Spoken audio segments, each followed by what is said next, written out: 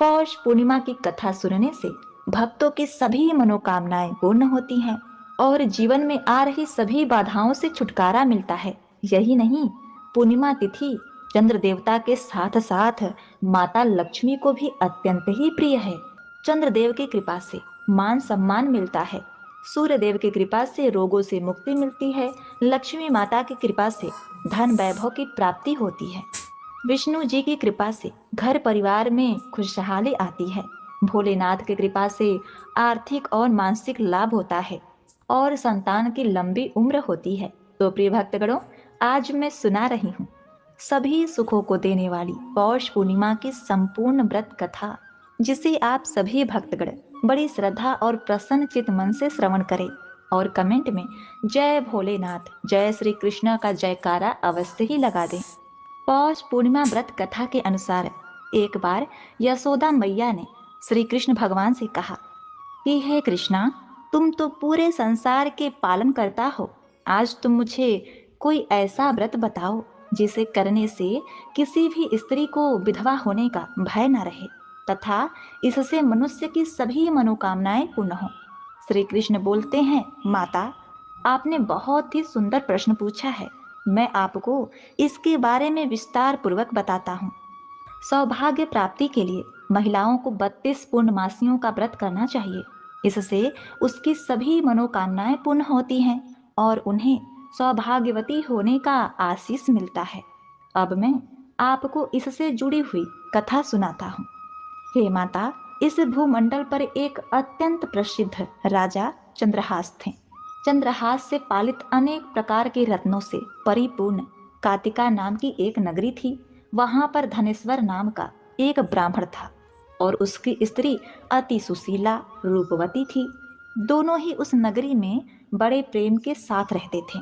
घर में धन्य धान आदि की कोई कमी नहीं थी, लेकिन उनको एक बहुत बड़ा दुख था कि उनकी कोई संतान नहीं थी।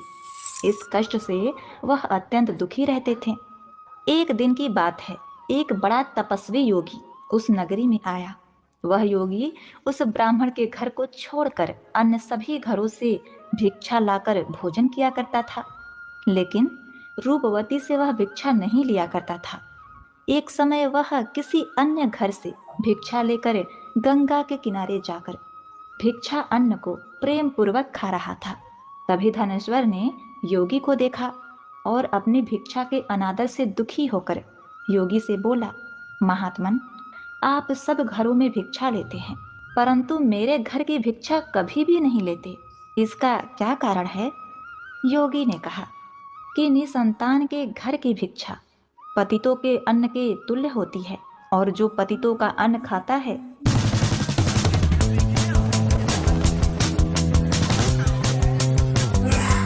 वह भी पतित ही हो जाता है। चूंकि तुम निसंतान हो, अतः पतित हो जाने के भय से मैं तुम्हारे घर की भिक्षा नहीं लेता हूँ। धनेश्वर यह बात सुनकर अपने मन में बहुत दुखी हुआ और हाथ जोड़कर योगी के पैरों पर गिर पड़ा तथा आदर भाव से कहने लगा, हे महाराज, यदि ऐसा ही है तो आप मुझको पुत्र प्राप्ति का उपाय बताइए। आप सर्वज्ञ हैं, मुझ पर अवश्य ही कृपा कीजिए। धन की मेरे घर में कोई कमी नहीं है, परंतु मैं पुत्र न होने के कारण अत्यंत ही दुखी हूँ। आप मेरे इस कारण का हरण करें, आप सामर्थ्यवान हैं। यह सुनकर योगी कहते हैं, हे ब्राह्मण, तुम चंडी देवी की आराधना करो। अब क्या था, घर आकर उसने अपनी स्त्री से सब वृत्तांत कहा और स्वयं तप के निमित्त वन में चला गया। वन में जाकर उसने चंडी देवी की उपासना की और उपवास किया। चंडी देवी ने 16वें दिन उसको स्वप्न में दर्शन दिया और कहा, हे धनेश्वर, तुझे पुत्र होगा, परंतु वह 16 वर्ष की आयु में ही मृत्यु को प्राप्त हो जाएगा। यदि तुम दोनों पति पत्नी 32 पूर्णमासियों का व्रत करो, 32 पूर्णमासियों का व्रत विधि पूर्वक करोगे तो वह दीर्घ आयु होगा। जितनी तुम्हारी सामर्थ्य हो उतने आटे के दिए बनाकर शिव जी का पूजन करना और पूर्णमासी का व्रत करना। प्रातः काल होने पर इस स्थान के समीप ही तुम्हें एक आम का वृक्ष दिखाई देगा। उस पर चढ़कर एक फल तोड़कर शीघ्र अपने घर ले जाना और अपने स्त्री से सब वृत्तांत कहना।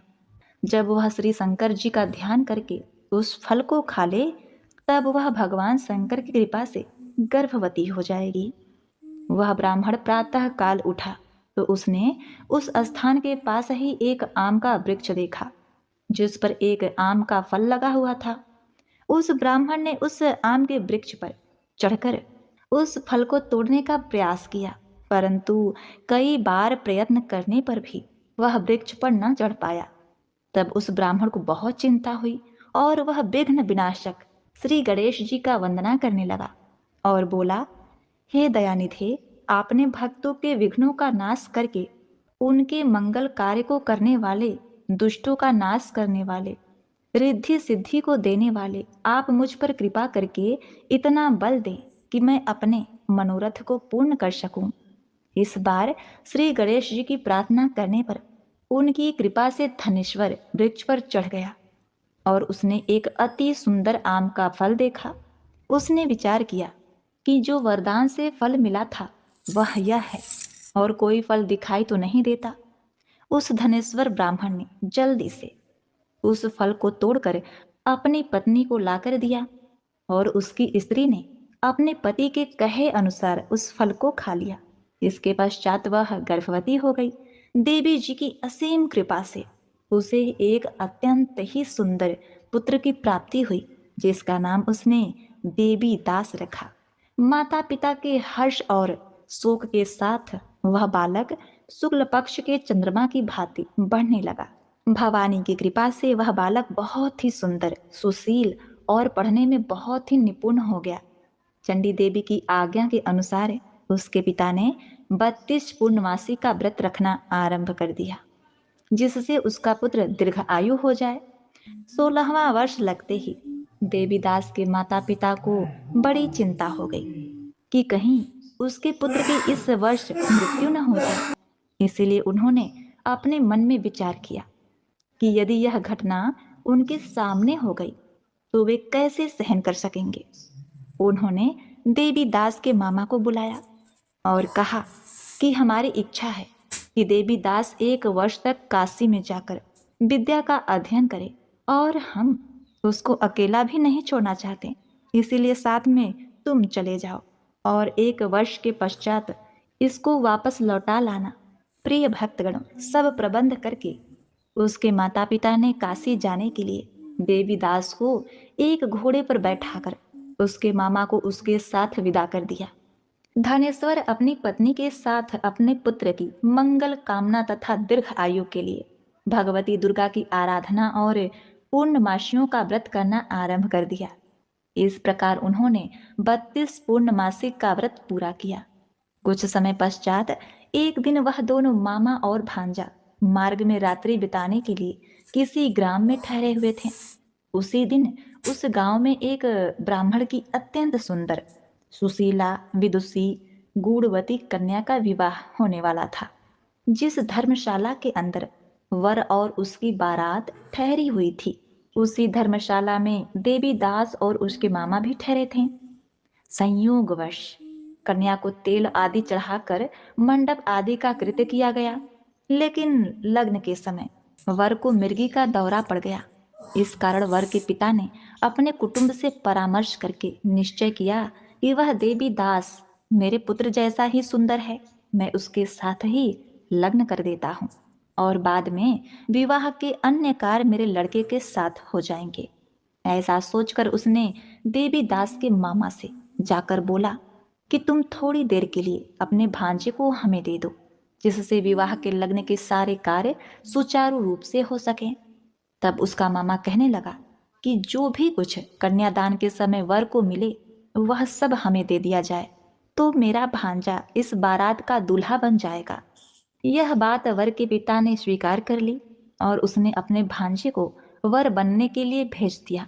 इसके साथ ही वह विवाह कार्य रात्रि में विधि पूर्वक संपन्न भी हो गया। पत्नी के साथ वह भोजन न कर सका और अपने मन में सोचने लगा कि न जाने कैसी स्त्री होगी। वह एकांत में इसी सोच में पड़ गया तथा उसकी आंखों में आंसू आ गए। तब बधू ने पूछा कि क्या बात है, आप इतने उदास व दुखी क्यों हैं? तब उसने सभी बातें जो वर के पिता व उसके मामा में हुई थी उसको बता दी। तब कन्या कहने लगी कि यह ब्रह्म विवाह के विपरीत कैसे हो सकता है? देव ब्राह्मण अग्नि के सामने मैंने आपको ही अपना पति बनाया है, इसलिए आप ही मेरे पति हैं। मैं आपकी ही पत्नी रहूंगी, किसी अन्य की कदापि नहीं। तब देवीदास ने कहा, ऐसा मत करिए, क्योंकि मेरी आयु बहुत कम है। मेरे पश्चात आपकी क्या गति होगी, इस बात को अच्छी तरह विचार कर लो। परंतु वह दृढ़ विचार वाली स्त्री बोली कि जो आपकी गति होगी वही मेरी गति होगी। हे स्वामी, आप उठिए और भोजन करिए, आप निश्चय ही भूखे होंगे। इसके बाद देवीदास और उसकी पत्नी दोनों ने भोजन किया और शेष रात्रि वे सोते रहे। प्रातः काल देवीदास ने अपनी पत्नी को 3 नगों से जड़ी हुई एक अंगूठी दी, एक रुमाल दिया और बोला, हे प्रिय, इसे लो और संकेत समझकर स्थिर चित्त हो जाओ। मेरा स्मरण और जीवन जानने के लिए एक पुष्प वाटिका बना लो, उसमें सुगंधित वाली एक नव मल्लिका लगा दो, उसको प्रतिदिन जल से सींचा करो और आनंद के साथ खेलो कूदो तथा उत्सव मनाओ। जिस समय और जिस दिन मेरा प्राणांत होगा ये फूल सूख जाएंगे, और जब वे फिर से हरे हो जाएं तो जान लेना कि मैं जीवित हूँ। प्रिय भक्तों, यह समझाकर वह वहां से चला गया। प्रातः काल होते ही वहां पर गाजे बाजे बजने लगे, और जिस समय विवाह के कार्य समाप्त कराने के लिए वर तथा सभी बाराती मंडप में आए तो कन्या ने वर को भली प्रकार से देखकर अपने पिता से कहा, हे पिताश्री, यह मेरा पति नहीं है। मेरा पति वही है जिसके साथ रात्रि में मेरा परिग्रहण हुआ है, जिसके साथ मेरा विवाह हुआ है। यदि यह वही है तो बताइए कि मैंने इसको क्या दिया। मधुपर्क और कन्यादान के समय जो मैंने भूषण आदि दिए थे उन्हें दिखाए, तथा रात में मैंने क्या गुप्त बातें कही वह सब सुनाइए। पिता ने उसके कहे अनुसार वर को बुलाया। कन्या की यह बातें सुनकर वह कहने लगा कि मैं कुछ नहीं जानता। इसके पश्चात लज्जित होकर वहां से चला गया और सारी बारात भी अपमानित होकर वहां से लौट गई। भगवान श्री कृष्ण बोले, हे माता, इस प्रकार देवीदास काशी विद्या अध्ययन के लिए चला गया। जब कुछ समय बीत गया तो काल से प्रेरित होकर एक सर्प रात्रि के समय उसको डसने के लिए वहां आया। उस विषधर के प्रभाव से उसके शयन का स्थान चारों ओर से विष से विषैला हो गया, परंतु व्रत के प्रभाव से उसको काट नहीं पाया, क्योंकि पहले ही उसकी माता ने 32 पूर्णमासी का व्रत किया था। इसके बाद मध्याह्न के समय स्वयं काल वहां आया और उसके शरीर से उसके प्राणों को निकालने का प्रयत्न करने लगा, जिससे वह मूर्छित होकर पृथ्वी पर गिर पड़ा। भगवान की कृपा से उसी समय पार्वती जी के साथ भगवान शंकर वहां आ गए। उसको मूर्छित दशा में देखकर पार्वती जी ने भगवान शंकर से प्रार्थना की, हे प्रभु, इस बालक की माता ने पहले 32 पूर्णमासी का व्रत किया था। इसके प्रभाव से हे भगवान, आप इसको प्राण दान दीजिए। भवानी के कहने पर भक्त वत्सल भगवान शिव ने उसको प्राण दान दे दिया। इस व्रत के प्रभाव से काल को भी पीछे हटना पड़ा और देवीदास स्वस्थ होकर बैठ गया। उधर उसकी स्त्री उसके काल की प्रतीक्षा किया करती थी। जब उसने देखा कि उस पुष्प वाटिका में पत्र पुष्प कुछ भी नहीं रहे तो उसको अत्यंत ही आश्चर्य हुआ, और जब वह जैसे ही हरी भरी हो गई तो वह जान गई कि उसके पति जीवित हो गए हैं। यह देखकर वह बहुत ही प्रसन्न हुई और प्रसन्न मन से अपने पिता से कहने लगी कि हे पिताजी, मेरे पति जीवित हैं, आप उनको ढूंढना आरंभ करें। प्रिय भक्तगणों, जब 16वां वर्ष व्यतीत हो गया तो देवीदास भी अपने मामा के साथ काशी से चल दिया। इधर उसके ससुर उसे ढूंढने के लिए अपने घर से जाने ही वाले थे कि दोनों मामा भांजा वहां आ गए। देवीदास को आता देखकर उसका ससुर बड़ी प्रसन्नता के साथ अपने घर ले आया। उसी समय नगर के निवासी भी वहां इकट्ठे हो गए और सबने निश्चय किया कि अवश्य ही इसी बालक के साथ इस कन्या का विवाह हुआ था। प्रिय भक्तों, उस बालक को जब कन्या ने देखा तो पहचान लिया और कहा, यह तो वही है जो संकेत करके गया था। तदुपरांत सभी कहने लगे कि भला हुआ, यह आ गया, और सब नगरवासी में आनंद मनाया। श्री कृष्ण जी कहते हैं कि इस प्रकार धनेश्वर 32 पूर्णमासियों के व्रत के प्रभाव से पुत्रवान हो गया। जो भी स्त्रियां इस व्रत को करती हैं, वे जन्म जन्मांतर में वैधव्य का दुख नहीं भोगती और सदैव सौभाग्यवती रहती हैं। यह मेरा वचन है, इसमें कोई संदेह नहीं। यह व्रत पुत्र पौत्र को देने वाला तथा संपूर्ण मनोकामनाओं को पूर्ण करने वाला है। 32 पूर्णमासियों के व्रत करने से व्रती की सब इच्छाएं भगवान शिव जी पूर्ण करते हैं। हे भोलेनाथ, हे माता पार्वती, जैसे आपने देवी दास को जीवित किया, उसे जीवन दान दिया, लंबी उम्र का वरदान दिया, वैसे ही आप अपने सभी भक्तों का कल्याण करना, उन्हें लंबी उम्र का वरदान देना, सुहागिनों का सुहाग अटल रखना।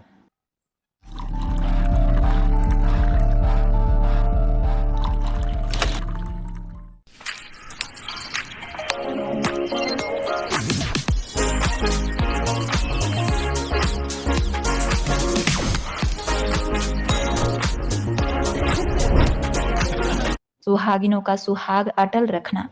जय श्री हरि। प्रेम से बोलिए श्री सत्यनारायण भगवान की जय। पूर्णिमा के दिन श्री सत्यनारायण भगवान की कथा पढ़ी अथवा सुनी जाती है, तो आइए आज हम आपको सुनाते हैं श्री सत्यनारायण भगवान की संपूर्ण व्रत कथा और आरती। एक समय की बात है, नैमिषारण्य तीर्थ में शौनक आदि 88,000 ऋषियों ने श्री सूत जी से पूछा, हे प्रभु, इस कलयुग में वेद विद्या रहित मनुष्यों को प्रभु भक्ति किस प्रकार मिल सकती है तथा उनका उद्धार कैसे होगा? हे श्रेष्ठ मुनि, कोई ऐसा तप बताइए जिससे थोड़े समय में भी पुण्य मिले और मनोवांछित फल भी मिल जाए। इस प्रकार की कथा सुनने की हम इच्छा रखते हैं। सर्वशास्त्रों के ज्ञाता सूत जी बोले, हे वैष्णवों में पूज्य, आप सभी ने प्राणियों के हित की बात पूछी है, इसीलिए मैं एक ऐसे श्रेष्ठ व्रत को आप लोगों को बताऊंगा जिसे नारद जी ने लक्ष्मी नारायण से पूछा था और लक्ष्मीपति ने मुनि श्रेष्ठ नारद जी से कहा था। आप सब इसे ध्यान से सुनिए। एक समय की बात है, योगी राज नारद जी दूसरों के हित की इच्छा के लिए अनेकों लोकों में घूमते हुए मृत्यु लोक में आ पहुँचे। यहाँ उन्होंने अनेक योनियों में जन्मे प्रायः सभी मनुष्यों को अपने कर्मों द्वारा अनेकों दुखों से पीड़ित देखा। उनका दुख देखकर नारद जी सोचने लगे कि कैसा यत्न किया जाए जिसके करने से निश्चित रूप से मानव के दुखों का अंत हो जाए। इसी विचार पर मनन करते हुए वह विष्णु लोक में गए। वहां वह देवों के ईश भगवान नारायण की स्तुति करने लगे, जिनके हाथों में शंख चक्र गदा और पद्म थे, गले में वरमाला पहने हुए थे। स्तुति करते हुए नारद जी बोले, हे भगवान, आप अत्यंत शक्ति से संपन्न हैं, मन तथा वाणी भी आपको नहीं पा सकती। आपका आदि मध्य तथा अंत नहीं है। निर्गुण स्वरूप सृष्टि के कारण भक्तों के दुख को दूर करने वाले आपको मेरा नमस्कार है। नारद जी की स्तुति सुन विष्णु भगवान बोले, हे श्रेष्ठ मुनि, आपके मन में क्या बात है? आप किस काम के लिए पधारे हैं, उसे निसंकोच होकर कहो। इस पर नारद मुनि बोले कि मृत्यु लोक में अनेक योनियों में जन्मे मनुष्य अपने कर्मों के द्वारा अनेकों दुखों से दुखी हो रहे हैं। हे नाथ, आप मुझ पर दया रखते हैं, तो बताइए कि वो मनुष्य थोड़े से प्रयास से ही अपने दुखों से कैसे छुटकारा पा सकते हैं? श्री हरि बोले, हे नारद, मनुष्यों की भलाई के लिए तुमने बहुत अच्छी बात पूछी है। जिसके करने से मनुष्य मोह से छूट जाता है, वह बात मैं कहता हूँ, उसे सुनो। स्वर्ग लोक व मृत्यु लोक दोनों में एक दुर्लभ उत्तम व्रत है जो पुण्य देने वाला है। आज प्रेमवश होकर मैं उसे तुमसे कहता हूँ। श्री सत्यनारायण भगवान का यह व्रत अच्छी तरह से विधि पूर्वक करके मनुष्य तुरंत ही यहाँ सुख भोग कर मरने पर मोक्ष पाता है। श्री हरि के वचन सुनकर नारद जी बोले कि उस व्रत का फल क्या है और उसका विधान क्या है? यह व्रत किसने किया था? इस व्रत को किस दिन करना चाहिए? सभी कुछ विस्तार से बताइए। नारद जी की बात सुनकर श्री हरि बोले, दुख व शोक को दूर करने वाला यह व्रत सभी स्थानों पर विजय दिलाने वाला है। मानव को भक्ति व श्रद्धा के साथ शाम को श्री सत्यनारायण की पूजा धर्मपरायण होकर ब्राह्मणों व बंधुओं के साथ करनी चाहिए। भक्ति भाव से ही नैवेद्य, केले का फल, घी, दूध और गेहूं का आटा सवाया लें। गेहूं के स्थान पर साठी का आटा, शक्कर तथा गुड़ लेकर सभी भक्षण योग्य पदार्थों को मिलाकर भगवान का भोग लगाएं। ब्राह्मणों सहित बंधु बांधवों को भी भोजन कराएं। उसके बाद स्वयं भोजन करें। भोजन कीर्तन के साथ भगवान की भक्ति में लीन हो जाएं। इस तरह से सत्यनारायण भगवान का यह व्रत करने पर मनुष्य की सारी इच्छाएं निश्चित रूप से पूरी होती हैं। इस कली काल अर्थात कलयुग में मृत्यु लोक में मोक्ष का यही एक सरल उपाय बताया गया है। सूत जी बोले, हे ऋषियों, जिसने पहले समय में इस व्रत को किया था उसका इतिहास कहता हूँ, ध्यान से सुनो। सुंदर काशीपुरी नगरी में एक अत्यंत निर्धन ब्राह्मण रहता था। भूख प्यास से परेशान वह धरती पर घूमता रहता था। ब्राह्मणों से प्रेम करने वाले भगवान ने एक दिन ब्राह्मण का वेश धारण कर उनके पास जाकर पूछा, हे विप्रवर, नित्य दुखी होकर तुम पृथ्वी पर क्यों घूमते हो? दीन ब्राह्मण बोला, मैं निर्धन ब्राह्मण हूँ, भिक्षा के लिए धरती पर घूमता हूँ।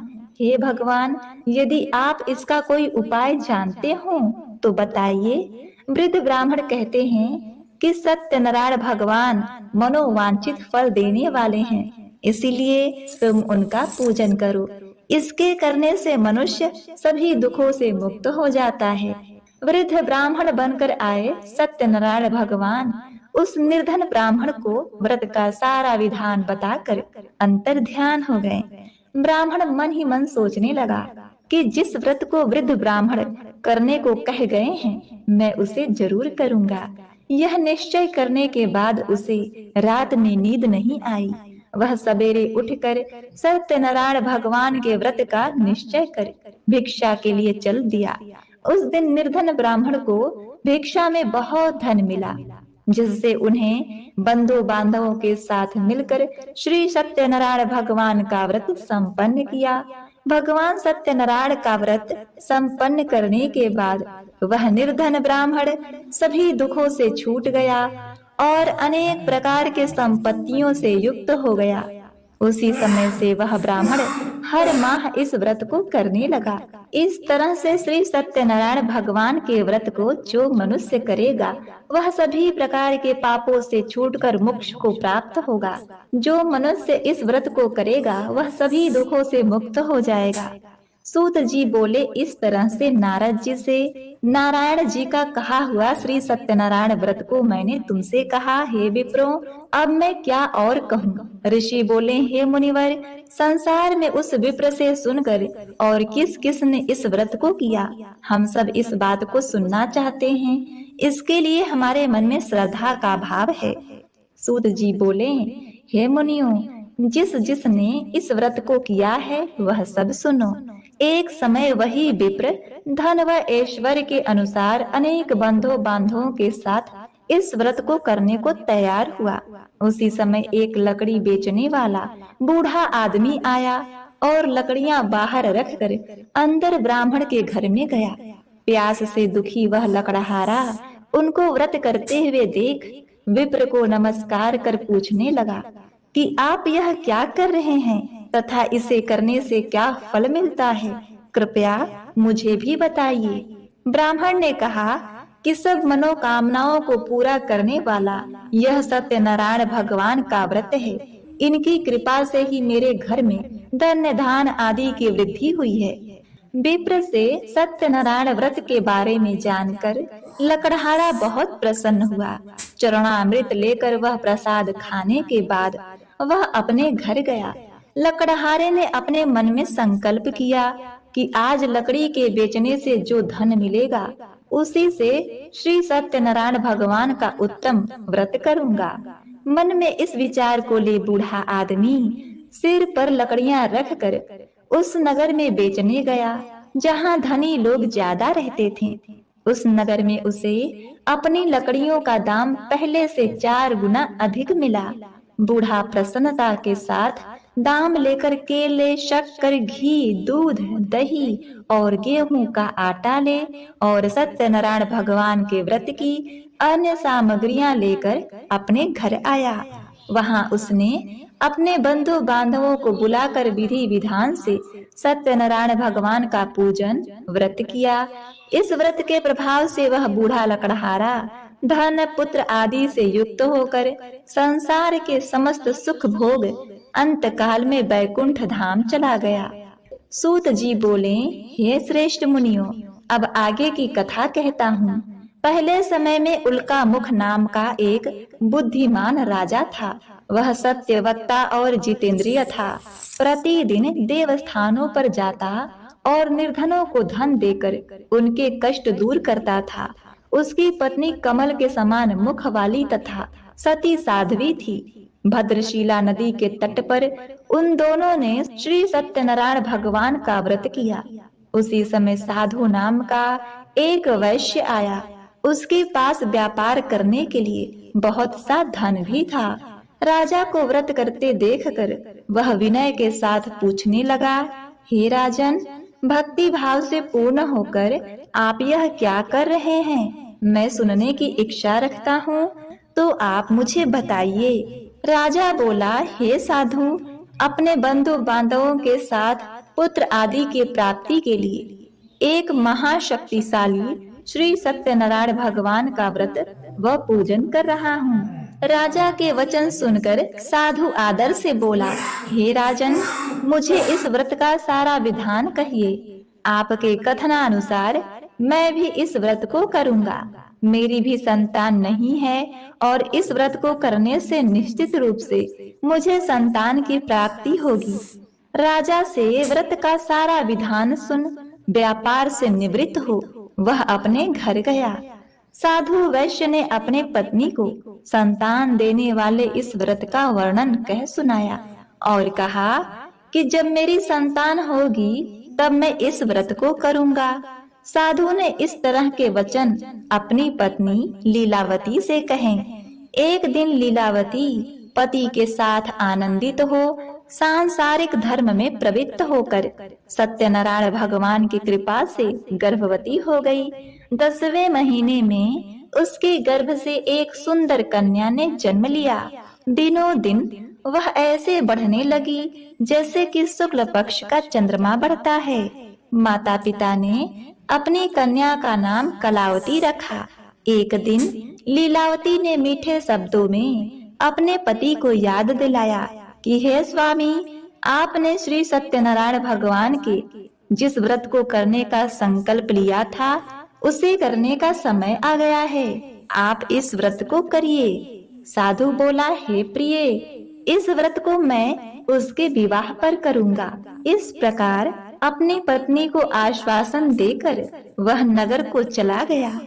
कलावती पिता के घर में रह दिनों दिन बड़ी होने लगी तो साधु ने एक बार नगर में अपनी कन्या को सखियों के साथ खेलते हुए देखा तो तुरंत ही दूत को बुलाया और कहा कि मेरी कन्या के योग्य वर देखकर आओ। साधु की बात सुनकर दूत कंचन नगर में पहुंचा और वहां पहुंचकर लड़की के सुयोग्य वार्णिक पुत्र को ले आया। सुयोग्य लड़की को देख साधु ने बंधु बांधवों को बुलाकर अपनी पुत्री का विवाह कर दिया। लेकिन दुर्भाग्य की बात ये कि साधु ने अभी भी श्री सत्यनारायण भगवान का व्रत नहीं किया। इस पर श्री भगवान क्रोधित हो गए और श्राप दिया कि साधु को अत्यधिक दुख मिले। अपने कार्य में कुशल साधु बनिया जमाई को लेकर समुद्र के पास स्थित हो रत्नसारपुर नगर में गया। वहां जाकर दामाद ससुर दोनों मिलकर चंद्रकेतु राजा के नगर में व्यापार करने लगे।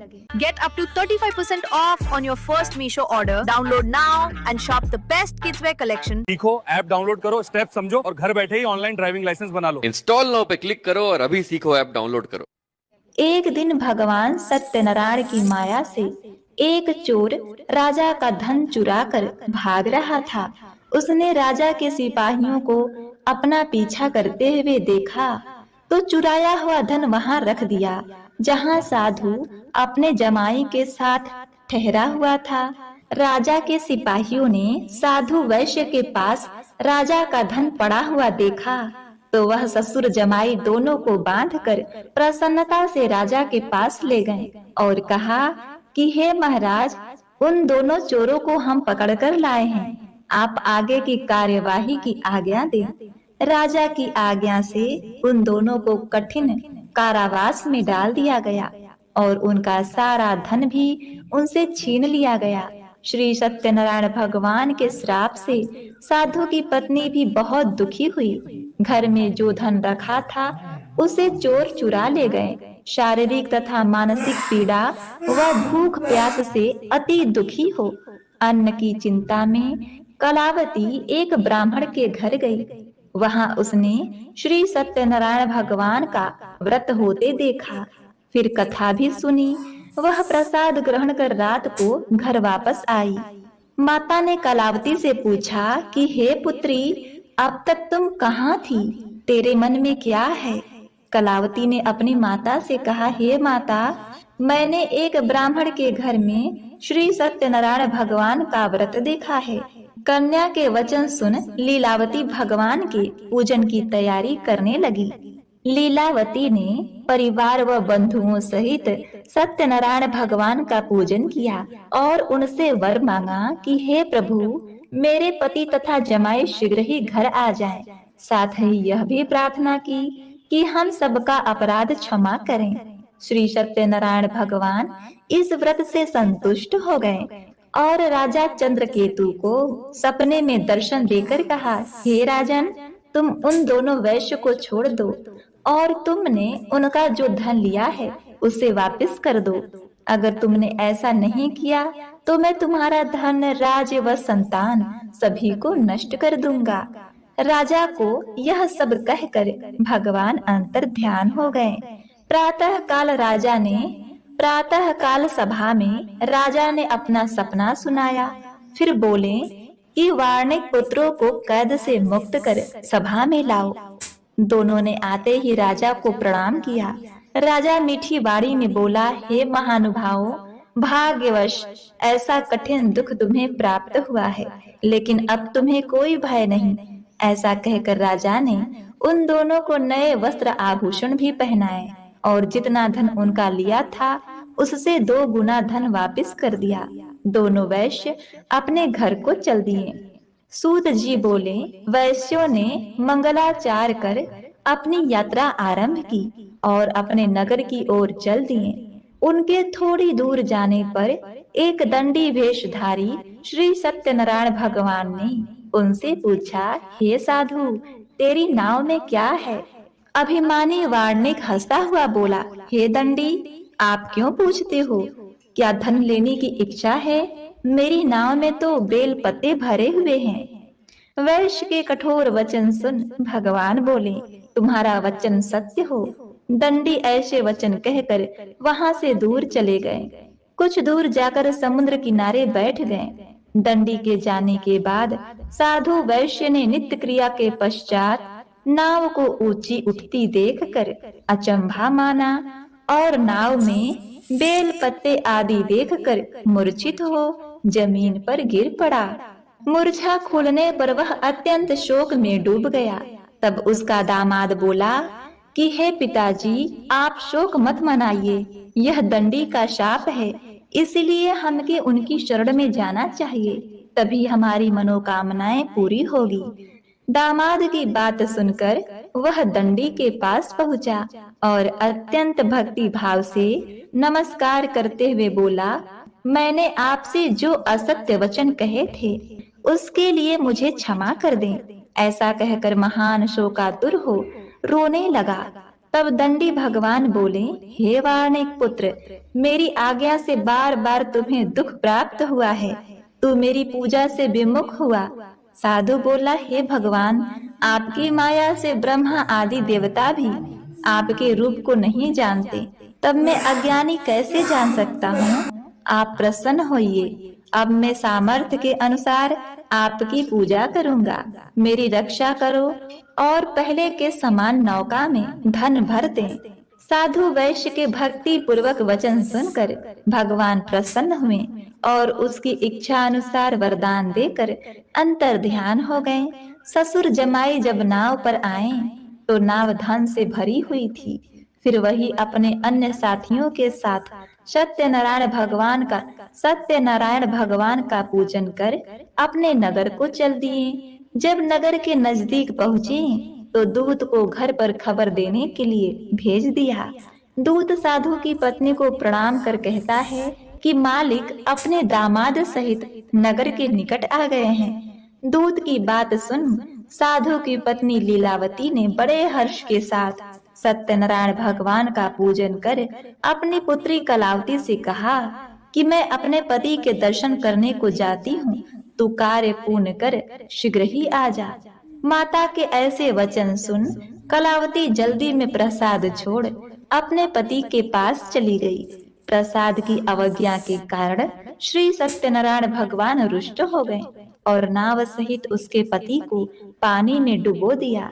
कलावती ने अपने पति को वहां न पाकर रोती हुई जमीन पर गिर गई। नौका को डूबा हुआ देख व कन्या को रोता हुआ देख साधु दुखी होकर बोला, हे प्रभु, मुझसे तथा मेरे परिवार से जो भूल हुई है उसे क्षमा करो। साधु के दीन वचन सुनकर श्री सत्यनारायण भगवान प्रसन्न हो गए और आकाशवाणी हुई, हे साधु, तेरी कन्या मेरे प्रसाद को छोड़कर आई है, इसलिए उसका पति अदृश्य हो गया है।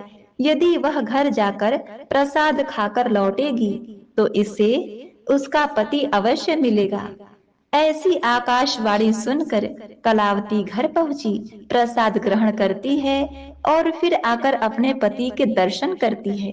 उसके बाद साधु अपने बंधु बांधवों सहित श्री सत्यनारायण भगवान का विधि विधान से तथा इस लोक में सुख भोग कर अंत में स्वर्ग को जाता है। सूत जी बोले, हे ऋषियों, मैं और भी एक कथा सुनाता हूँ, उसे भी ध्यान पूर्वक सुनो। प्रजा पालन में लीन तुंगध्वज नाम का एक राजा था। उसने श्री भगवान का प्रसाद त्याग कर बहुत ही दुख पाया था। एक बार वन में जाकर वन्य पशुओं को मारकर वह वड़ के पेड़ के नीचे आया। वहां उसने ग्वालों को भक्ति भाव से अपने बंधुओं सहित सत्यनारायण भगवान का पूजन करते हुए देखा। अभिमानवश राजा ने उन्हें देखकर भी पूजा स्थान में नहीं गया और ना ही उसने भगवान को नमस्कार किया। ग्वालों ने राजा को प्रसाद दिया, लेकिन उसने वह प्रसाद नहीं खाया और प्रसाद को वहीं छोड़कर वह अपने नगर को चला गया। जब वह नगर में पहुंचा तो वहां सब कुछ तहस नहस हुआ पाया, तो वह शीघ्र ही समझ गया कि यह तो भगवान ने ही किया है। वह दोबारा ग्वालों के पास पहुंचा और विधि पूर्वक पूजा करके प्रसाद खाया, तो श्री सत्यनारायण भगवान की कृपा से सब कुछ पहले जैसा हो गया। दीर्घकाल तक सुख भोगने के बाद मरणोपरांत उसे स्वर्गलोक की प्राप्ति हुई। जो मनुष्य परम दुर्लभ इस व्रत को करेगा तो भगवान सत्यनारायण की अनुकंपा से उसे धन धान की प्राप्ति होगी। निर्धन धनी हो जाता है और भय मुक्त हो जीवन जीता है। संतानहीन मनुष्य को संतान सुख मिलता है और सारे मनोरथ पूर्ण होने पर मानव अंत काल में वैकुंठ धाम को जाता है। सूत जी बोले, जिन्होंने पहले इस व्रत को किया है, अब उनके दूसरे जन्म की कथा कहता हूँ। वृद्ध शतानंद ब्राह्मण ने सुदामा का जन्म लेकर मोक्ष की प्राप्ति की। लकड़हारे ने अगले जन्म में निषाद बनकर मोक्ष प्राप्त किया। उल्का मुख नाम का राजा दशरथ होकर बैकुंठ गए। साधु नाम के वैश्य ने मोर ध्वज बनकर अपने पुत्र को आरे से चीरकर मोक्ष पाया। महाराज तुंग ध्वज ने स्वयंभू होकर भगवान में भक्ति युक्त हो कर्म कर मोक्ष पाया। सत्यनारायण व्रत कथा का यह 5 अध्याय संपूर्ण हुआ। तो प्रेम से बोलिए श्री सत्यनारायण भगवान की जय। हरे कृष्णा। ओम नमो भगवते वासुदेवाय नमः। हे श्री सत्यनारायण भगवान, आपकी इस दुर्लभ पुण्यमयी कथा को सुनने वाले अपने सभी भक्तों को सुख समृद्धि और धन धान से परिपूर्ण करना, उनके रोग शोक और दुख का नाश करना, उन्हें अपने लोक वैकुंठ की प्राप्ति कराना। प्रिय भक्तों, अंत में आइए अब श्रवण करते हैं श्री सत्यनारायण भगवान की आरती। इसके बाद यह कथा संपूर्ण होगी। श्री सत्यनारायण भगवान की आरती। जय लक्ष्मी रमणा स्वामी, जय लक्ष्मी रमणा। सत्यनारायण स्वामी जनपातक हरड़ा। जय लक्ष्मी रमणा। रत्न जड़ित सिंहासन अद्भुत छवि राजे। नारद करत निरंजन घंटावन बाजे। जय लक्ष्मी रमणा। प्रकट भये कलि कारण द्विज को दर्श दियो। बूढ़ो ब्राह्मण बन कर कंचन महल कियो। जय लक्ष्मी रमणा। दुर्लभ भील कठारो जिन पर कृपा करी। चंद्रचूर्ण एक राजा तिनकी विपत्ति हरी। जय लक्ष्मी रमणा। वैश्य मनोरथ पायो श्रद्धा तज दीन्ही। सो फल भोग्य प्रभु जी फिर स्तुति कीन्ही। जय लक्ष्मी रमणा। भक्ति भाव के कारण छिन छिन रूप धरो। श्रद्धा धारण कीन्ही तिनको काज करो। जय लक्ष्मी रमणा। ग्वाल बाल संग राजा वन में भक्ति करी। मन वांछित फल दीनो दीन दयालु करी। ओम जय लक्ष्मी रमणा। चढ़त प्रसाद सवायु कदली फल मेवा। धूप दीप तुलसी से राजी सत्य देवा। जय लक्ष्मी रमणा। सत्यनारायण जी की